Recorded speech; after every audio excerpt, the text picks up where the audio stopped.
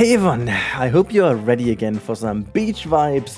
We are back in Tiny Atoll, and today with an episode that many of you will potentially like because these two animals have been named quite a lot in the recent episodes in the comments. Now, well, without further ado, obviously we talk about what we are going to see. This is the cockerel Sifaka and the lemur. Basically not all the lemurs. I want to kind of do a second lemur habitat as well, but we have a couple of lemurs in here as well because they can go very well together. Now, what I want to do is a bit of a different thing this time around. It's going to be a mixture of a animal encounter and a kind of bridge area to a little bit of an island where they have some, I don't want to say privacy, but where the people cannot reach them, so that the animals themselves can decide whether they want to be in the area where guests roam around or if they just, sneak over onto the little private island to just enjoy some time without nasty guests roaming around in their habitat. However, I'm gonna make use of water for separation reasons, and basically as they cannot swim, just have a little drinky drink. We do have a bit of a ditch in the front here to make sure they do not climb these structures. It's going to be a bit of an airlock kind of system in between, as I figured this would be nice for them to not, break out through this little door over here. I mean, technically in the game they don't, but I'm not the biggest fan of this item anyway, so I wanted to make sure it's going to be hidden in here. And yes, I know it can be burrowed into the ground with some trickies, but honestly, while this kind of mega recording I did with all the first habitats, I was like, not bothering to search how that trick exactly worked, and but it may be that it not that much effort, but at the end of the day, I think the solution I came up with is still working pretty fine. So I'm like, there is this kind of gate in there and do with it what you want, but it's just kind of, we have this little double door in here and there is that little gate in the middle. I think it's fine, And then we have a bit of a natural path in that habitat where people go around, and my idea is really that this natural path is a bit more, as they can roam around free in the habitat anyways, this path is kind of more like an indication of where they would go the most. I think it's just fair to say that's this way around. So yeah, this is what we did on the one side, and then the other side is, as I just said, that tiny bit of an island which just needs a ditch that is wide enough to make them not jump over it, and then using some rocks here and there to separate the island from the rest. And you'll see that today's episode is going to be relatively short in general, but also short in the real-time part. And when I was double-checking the footage, I came to the conclusion that it's pretty funny how efficient I became. The next episode is going to be even more crazy in that regard. In the next episode, I have actually built a habitat and a restaurant, little spoiler ahead, and I think in total, the overall footage is not even an hour. That is so crazy because I remember that I've been playing 8 hours straight or so with these two builds, like the one from today and the other one and just some stuff in between, that I got so much into the groove of building, listening to an audiobook, that I became so incredibly efficient that I can even pull 2 very good episodes out of it, and even those 2 combined are nowhere near the lengths of footage I normally have for, let's say, one video, which goes to show how much of muscle memory you need to activate. And once you're in, once it works, it is absolutely amazing. I gotta say though, I love myself a little bit in hindsight that I decided to really push through before I started with Jurassic World Evolution 3. So this build you're looking at right now, I think it's like 4 weeks ago that I built this, and that was when I got the early access to Jurassic World Evolution. So I had that key ready, I had the game installed, it was downloaded, and I had the opportunity to go in, but I forced myself that one day to continue recording some Planet Zoo. And little did I know that this was the best idea ever because of Frontier messing up the piece-by-piece building controls in Jurassic World Evolution 3. Honestly, I do hope Frontier is going to fix that as quickly as possible, because specifically players like me and also a couple other typical Planet Coaster, Planet Zoo creators, we do have a hard time switching between those two games because the controls are so different when it comes to building. The keys are so different and you cannot change them. The work process is so different. The ability to scale obviously is also in 2 of the 3 games, but like it's not that easy to go from one game to the other. While it is relatively easy from Planet Zoo to Planet Coaster because they share a lot more in common, it is then a totally different story with Jurassic World Evolution 3. And that is really a barrier for me personally. So when I'm getting back to this build and I'm going to record a couple more episodes, also based on your feedback, I will potentially do that again in a bigger batch. So to just benefit from that increased, performance in remembering exactly the keys. I've figured myself, I tried to make an episode on Planet Coaster these days for the weekend, and I just couldn't. It just took way too long. I was like sitting there and building, and I also got some issues with my mouse, by the way, so that's a different story though, but nothing the games can do. But yeah, it's just a bit weird one. Anyways, this is a little bit of a nostalgic nod to one of my very first, let's say, famous creations in Planet Zoo. For those of you who remember, I made a capuchin monkey habitat in the tropical dome in Yosemite Valley. That must be somewhat 5 years ago. I know that is ridiculous, but hey, these were these kind of hanging capuchin monkey nests, and they are still among the top 50 downloaded items on the workshop, I believe.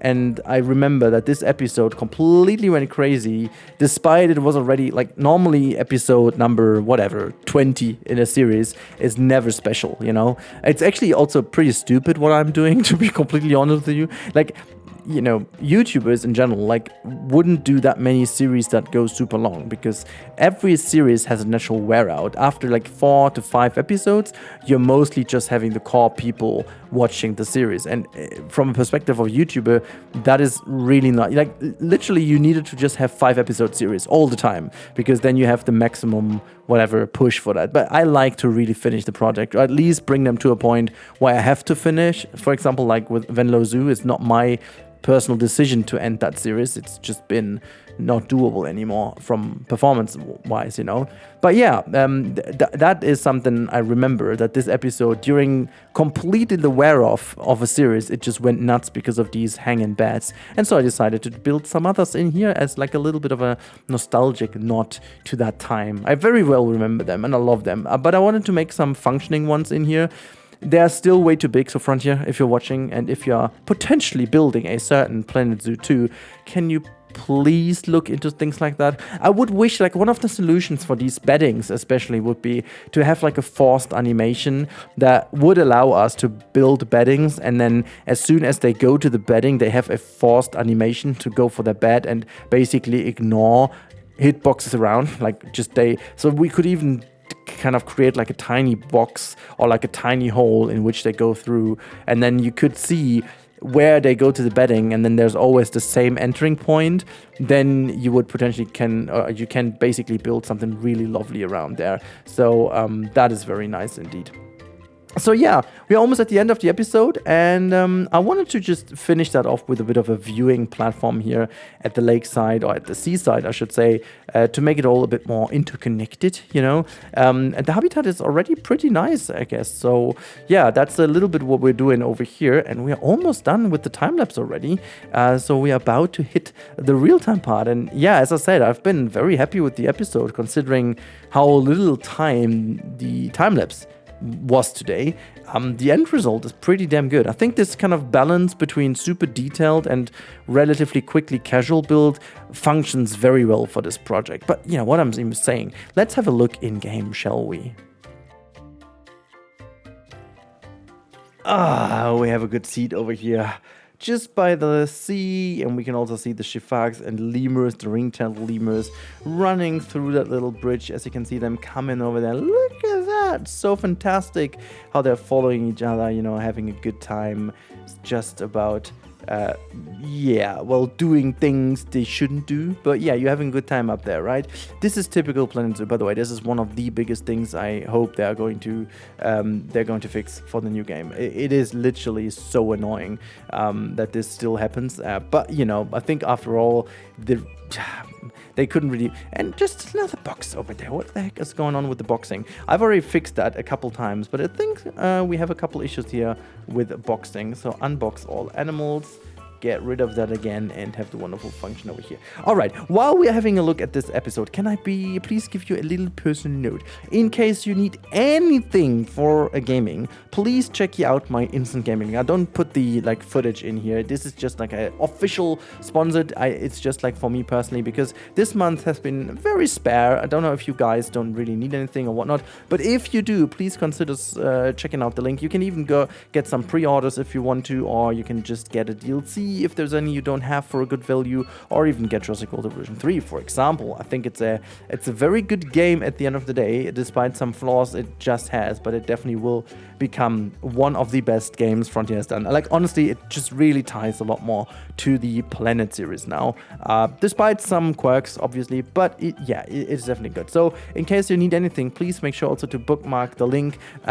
Just to explain again for those who may have not catch that because you skipped the ad, which is totally fine, by the way. I do that all the time with other stuff too. So just as a bit more of a personal note, you helped me directly because I need to match a certain target for a month, a certain amount of sales, and the last couple of months has been very hard, to say the least, to reach this number. I guess, people not having the bestest of times right now, maybe financially, which we all know and all understand, but in case you need anything, please make sure to use my link, and if not, it's all good as well. Don't you worry at all. I just wanted to let you know that you helped me directly.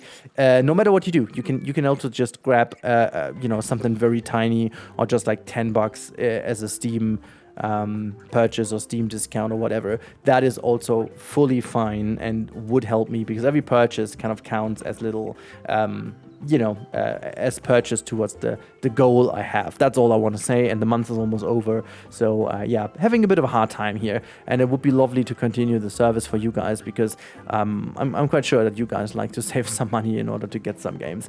And for those of you who have mentioned that sometimes it's not the cheapest variant, yes, I literally can't check it all the time. The only thing that I know is, like, in 80% of the cases, instant gaming is the cheapest way to get the game, and when you want to go for the cheapest, it's always good to compare. But again, I can't just check every single game if it is the cheapest, so yeah, you get that. Also, a little bit of a joke, that's not actual poop over here. I used some recolored eggs, to make them put down here, as if there is some poop that needs to be gotten rid of, and there's like a bit of dirt here. I found that like a little nice detail, that we do have a bit of dirt down here below that. You can see there's quite a lot of traffic in between. I tried to give them quite a lot of different enrichment items on this side, as we all know, and that's again one of the things that needs to be fixed in a potential Planet Zoo 2, is like the fact that we cannot have two separate entrances to a habitat, and as soon as you build an island that technically animals can climb onto or jump to or swim to, the keeper will not be able to get here. So this island, as funny as it looks right now with them all dancing and fighting and playing, is essentially not reachable by any keeper, which means anything related to keepers' organizational skills or food skills or whatever is not doable in here. So this will be an area which is mostly unclean, and also which you cannot use any type of food enrichment on, because it's never going to be refilled, which is a shame, to be honest. And in order to make this functioning, you would need to create like a bridge for the keeper, or do some very clever trickery of having a door that only a keeper can walk through, which essentially isn't working. So the only other trick you could do is basically ensure that the entire area is kind of hidden with elephant grass, for example, as like a trick or a barrier or curb or so, and then make sure that you have entrances. But that would end up having the animals also roam around free on the ground, which you don't really want to. I personally think it's a pity. I personally think this has to be improved quite dramatically in the next game, because it just limits the amount of designs you can do in this game. So at the end, let's quickly go into the habitat itself. So just going to move through that door, and then through the gate, and then we are in the animal encounter. Quite like the nature. It's like very easy, but also looks good. We're turning around, we're having that habitat, and we can see them around. We could pet them if we wanted to, give them some food. Would also be nice. I mean, we have this mechanic now. I would have loved it. You just kind of bring in for the first person that we can feed them as well, that they come to us and we get some virtual hands. That would be so cool. I'd love that, to see that a bit from Zoo Tycoon, the Xbox version, where you could like also, I see, this is generally something I would love to see in Planet Zoo 2. getting these kind of mini games back, you know, having the ability to play a bit of keeper and having like a hose where you can spray some animals and give them some water, the elephants for example, or just like feed some animals, or maybe clean off a habitat yourself. Like these little things would be very fun to do. Optional of course, but very fun to do. So yeah, here we have these beddings, and this is what I just meant. Like they look fine, but they look freaking oversized, but that is just about the size you need to give them. So let's just quickly show you. If we go into the traversable area, you can see it's just about the space you can, like, this is only what you can do, which is a pity, you know. Also, I think they cannot really get into that one. I forgot to put like a rope or anything in. I really don't know. Also, what is the importance alert again? I think people, they don't have available stuff, like available rooms. That's going to be fixed in the next episode, by the way. You guys have mentioned that, and you know, I know about that issue. Haven't gotten to this point in this save over here, but in that session I had at the end, I fixed all the issues, so don't you worry about that one. How's your food tasting? Is it good tasting? Did you find little bugs in there, you know, for like a little snack in between? Because as I don't have any keeper hut right now, you won't get any other food. So make sure to chew on these little bugs for a while to not feel hungry anymore. This tree, by the way, my friends, is one of the best designed trees in the game. I think it's one of the later ones we've gotten, but I love that one. This is the, that's the Pico Tree 02. Just a big fan of that tree. Same goes for this fern. Like some of the later additions to the game, including this palm tree, they've just gotten so much better. You know, if you see, that's the in-game palm from the vanilla game, and this is one of the later ones. I think actually years later, and it's just quality-wise, that is just so much better. It's kind of fun looking at these now. They look good. But if I compare that to Planet Zoo and Planet Coaster, they lack a little bit of life. And, you know, there is a bit of wind, but I do think that the amount of, I would have needed a balance in between, you know. This is like a very subtle wind, which is okay. But Planet Zoo has like always stormy weather, and Jurassic World Evolution also. Like you definitely can get in between, but like these things are all like, they don't move at all, which is a bit of a pity. Would be nice. But the one thing that is very much better about Planet Zoo in almost every regard is the LODs. I just figured that this is, I think this may actually be the reason why many people say that this game still has amongst the best graphics, is because of the way LODs work. LODs, for those of you who don't know, LODs is the level of detail. So if you for example have an item, let's demonstrate the whole thing with maybe the bench, you know. We go all the way close. You can see that little item over here. Whoops, I'm gonna go down. Where you can see even there's like a face, and there's like a wing structure on that, you know, on a bench. Very nice indeed. Now let's move back for a little bit, and you will see at some point the game will actually change some of the assets. Let's go further back, and this game is very nice indeed. So let's zoom in. You can't really tell because they're doing a stellar job in this game. We even need to go further back. Let's have a look how long it takes actually until they do this. Oh my god. This is what I meant. This is super nice. At some point, they will actually change the model to not showcase that many details anymore, because in that distance, you won't be able to see it. So if we move closer, you will see at some point, this is a very nice bump map, but the game will then change to the full model. But they do it very seamless in here. You can barely see the difference happening. Let's go back and see. Yeah, this is exactly what I mean. They do a insanely well job. Let's actually go out of this camera and show you a bit more around with the other one. So let's see again. This one is very nicely in the sun. So if I zoom out, you can see at some point, about now, this is where it happened. Now this thing, you can barely tell, but this thing now became just like almost like a flat kind of cube. And then the closer you get, and here you can see that as well. And now I go all the way close, it's the full model again. You can also, palm trees and stuff, they are mostly an even better example. If we move closer to that tree, pay attention to what's happening to the tree as I get closer. There you can see some of the branches blinked in, and now, boom. That's something you could really tell how much thicker and how much more lush the tree becomes. Poof, there you have that. You know, they just pop in. But in Planet Zoo, they have done a very, very nice job. You can see now, the further I go out, it almost seems like as it becomes more lush. But the thing is, they just do some very cool trickery by using lower level of details to make it appear more bushy, because they just, you know, it's becoming more and more of a flat texture. And you can see the same happening here to the palm trees. And by the way, you can see that beautiful island in action now. Also, this one with the canopies here is a very good example. They also do a good job on these LODs. So if you go closer, see at some point they will now change to become more of a detail. There you have it, you know. So the further you go out, it just becomes more of like a green kind of texture, if you will, just one flat texture. And this is normally just done to save some performance. And in Planet Zoo, it all looks very crisp because they have done a fantastic job on these LODs. But in Planet Coaster 2 and in Jurassic World Evolution, they are super aggressive on these things. And I do believe that is because both games have been created with console in mind. And sorry to say, you know, I have nothing against console. I think console is a great concept and people deserve to have the same, but I would love to see them at least touch this thing differently for each platform. It is a trap that you always have because you have to put extra effort in to have different LODs for PC and for console. But if you have a competent system like a computer, why not give people the power? And sure, I have to end, for example, my Welome Zoo series, which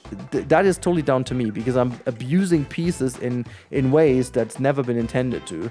So I can't blame the game for basically just being maltreated by me and using I don't know how many thousands of pieces for one coral flower. You know, that's not meant to be this way, so you can't blame the game. But then again, at the end of the day, they managed to do this so well. And essentially, oh my god, it's so cute when they lay down and cuddle and oh gosh.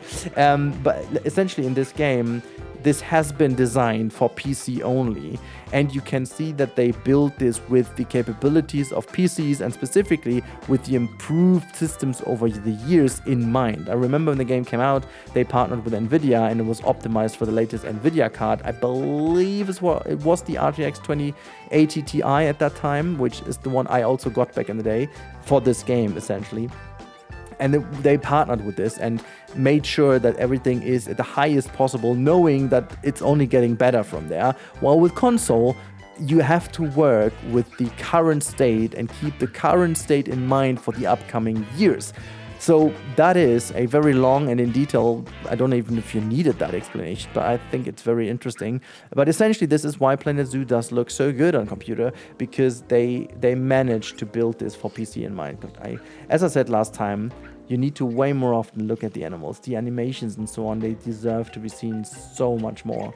And just like if they can take this level of animation skill and stuff they have in this game and then improve the overall like locomotion system, how animals walk and act and, you know, do this, dang, would I love that. Anyways, guys, I'm rambling. I could talk forever now because I love this game so much and it's such a good vibe being in this game again. I do hope you enjoyed today's episode. I certainly did enjoy this episode mega. I love building this one. It's been so super fun with the different kind of areas in here, with the bridges and just making sure that, you know, everything looks very fun and just interactive, and making sure that we have these little islands here and just having the animals climb over so they have a chance to go into the other habitat as well, and just making sure it's just still in that vibe that we've been rooting for now for a couple episodes. So hopefully you are in line, you also like this as much as I do, and I would love to see you in the next episode. Make sure now to talk to me in the comments. Make sure to tell me what you like the most about this game, why you think maybe this game is so good and you like it over the other games, or maybe if you don't, or if you also potentially if you found the channel due to Jurassic World Evolution 3 and you're just watching this video, let me know in the comments down below. I would love to see if there's a bit of crossover now that you've been introduced to piece by piece building and then all of a sudden now went from extinct animals to living and breathing and jumping animals. I don't know. Would be fun to understand, and I wish you all, as always, a good time. And again, you would do me a huge favor if you would hit that subscribe button just as hard as the animals hit that wonderful keyboard down here. Thank you so much, and I'll talk to you in the next one.